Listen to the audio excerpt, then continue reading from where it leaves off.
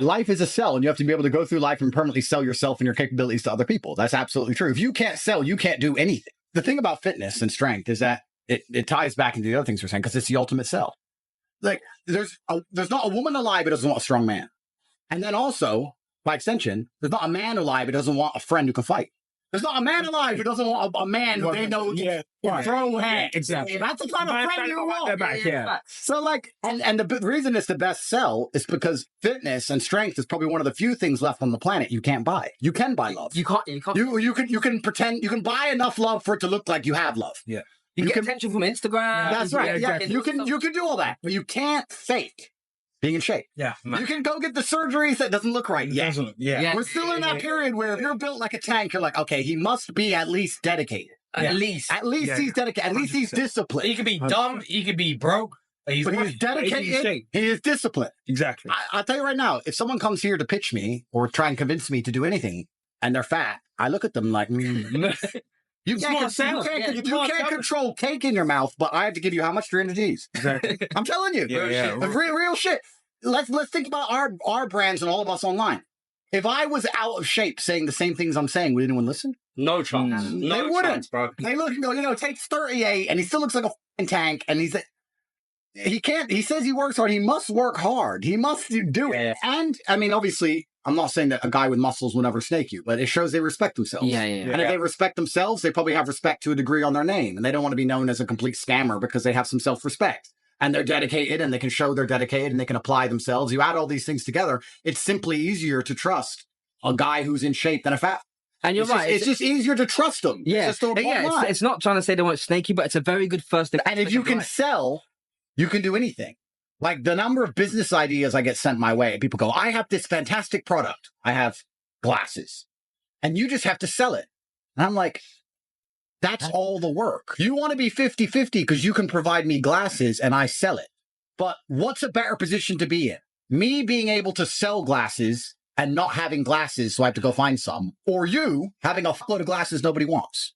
So now I can sell glasses. I don't need you. Because there's a million glasses and there's one guy who can sell it. I can find glasses. Cut them in one. But you can't find a man who can make people want the glasses. And as a man, you're going through life trying to sell yourself to everybody. You have to sell yourself to people you want to do business with. Everything's a sell. You have to sell yourself to the man you want to fight. He has to believe that you're not afraid and that you're capable. It's a sell. Okay. Everything's a sell. You have to come. Like Usyk's superpower is that he pretends he's crazy. He ain't crazy, but you're trying to intimidate a man who's like, he's lost his mind. I am fear. He deliberately likes to look nuts. That's his sell. So you have to have a sell in life. And then you talk about how do you have a reputable brand? Well, that's why you go to the gym and get big and strong. That's why you have a nice car. That's why you wear bling, whatever it is, so that people go, okay, he knows something about something. So when he's telling me something about something, maybe he knows something. That's right. So life is a salesman. You're right. It's amazing how often people go through life not understanding that everything is a perma-sell. And when you sell something, we can analyze those people who tried to make me buy the glass. When you sell something to somebody, you have to offer value in exchange for their value. A lot of people don't offer value, which is why the begging doesn't work. Give me this. I'm a nobody with nothing to give you. Well, how does that work? How does that function? Yeah. How do you get a woman to like you? If you like me, you get all these things. Yeah, life's a value exchange. Yeah, you have to sell yourself with everybody all the time. That's what you should do. In fact, you'll notice this because the best salesman I ever knew, and I'm from a different generation, I'm old, but like salesmen, like Windows salesmen or salesmen, phone salesmen used to call people up. They couldn't speak to a girl without flirting because all they knew was how to sell. When they spoke, they were trying to pitch someone for something, even if she was ugly. I'd be like, why are you even doing that talking to her? It's like, well, I'm talking, so I may as well make her want me. Yeah. Like, I just talk. I'm just that guy. I just talk. He's just going to sell. He just sells himself all of the time. And you're right. That's a really important thing. A lot of people in the world don't understand it today. And it's because some businesses change. You can get through crypto and make some money without ever selling yourself. But if you want to sell a project, you have to make people believe in it. So yeah, life's a sell. It always has been. It always will be. Everything's a sell all of the time. It's super important. And the saying is very simple, is that everything's a sell. And it's completely true, especially in a disadvantageous position. That's when everything's a sell even more. People say to me, but how would you sell this negative? Or how would you sell that negative? And my answer is, if it's a negative, it's even more important that you sell it. Yeah, of course. You could take the biggest negative in the world. You could last 2 pumps in bed, right? Worst negative.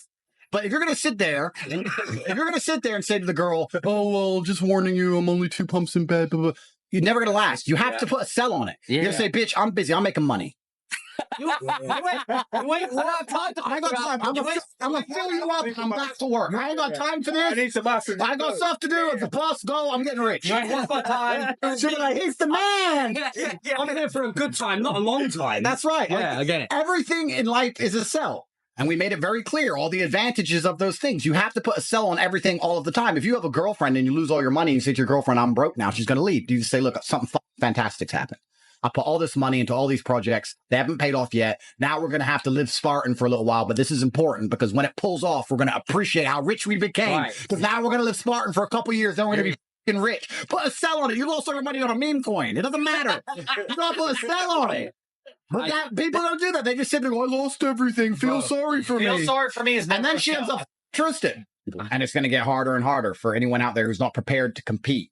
Because it's a competition. Everything in life, every single day as a man is a competition. Why am I still working all day, every day? Because I want to win all of the time. And even more importantly than win, I want everyone else to lose. It's having a brotherhood and people around you who are going to constantly push you and remind you of the fact that no matter how rich you think you are, you're not the richest. Yep. Bro, Elon's still trying to get richer. Yeah, bro. Imagine Elon Musk is waking up each day trying to get richer and you aren't trying. Make that make sense to me. Bro, yeah. You have to be the kind of person who tries. And then this is something I was thinking about the other day.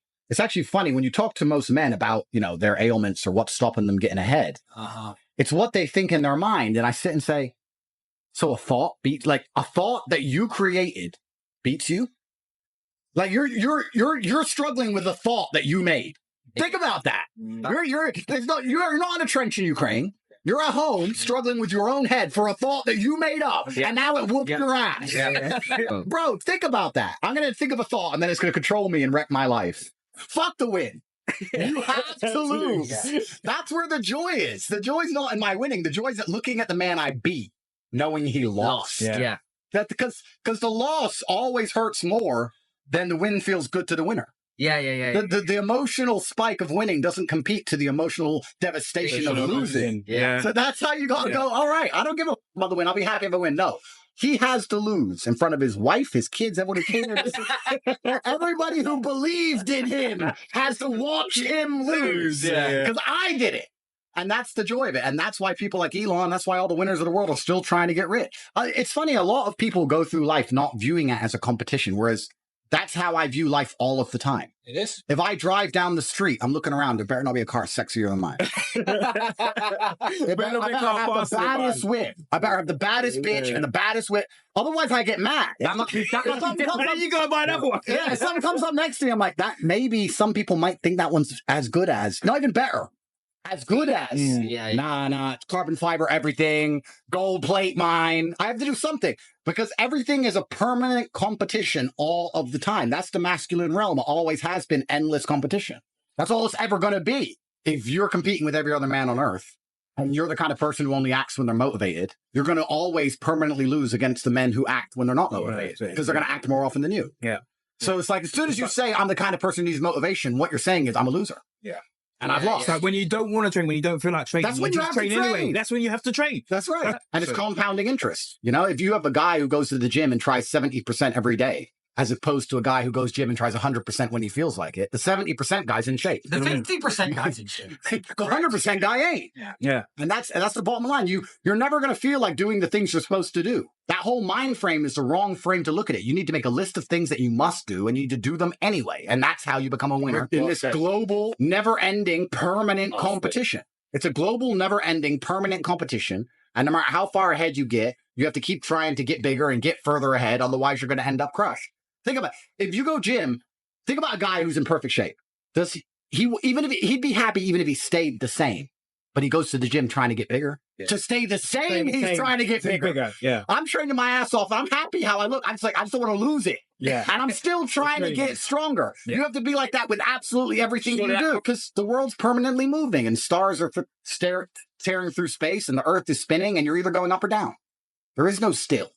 You're either going up or you're going down in all things. There's no such thing as still. So, and I have very little sympathy for people who are sad because truthfully, the truth of it is, if you're working as hard as you should be, you ain't got time to even think of it. I ain't got time to notice, I'm working. I got shit to do. How much money we made this year?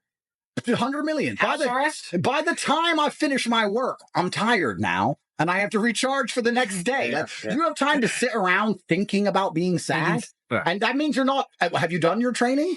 Obviously not enough, because you have plenty of time in the day to sit around talking about this bitch who don't want you anymore. What else?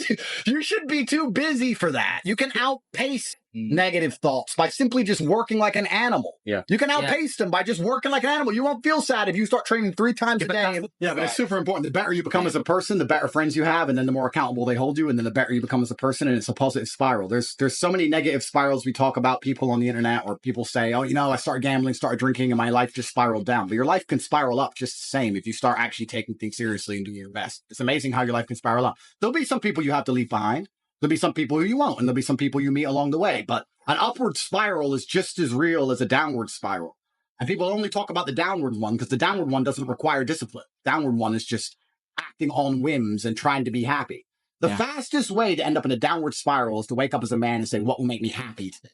How do I get happy? Well, drinking and gambling and chasing women, whatever. You may be temporarily happy, but your life's fucked. Because if you wake up and say, let me do what I'm supposed to do, before you know it, it's an upward spiral. Fuck the happiness. The happiness is for the girls. Happiness is for children. Happy. You make other people happy as a man. That's the happiness is for everyone else.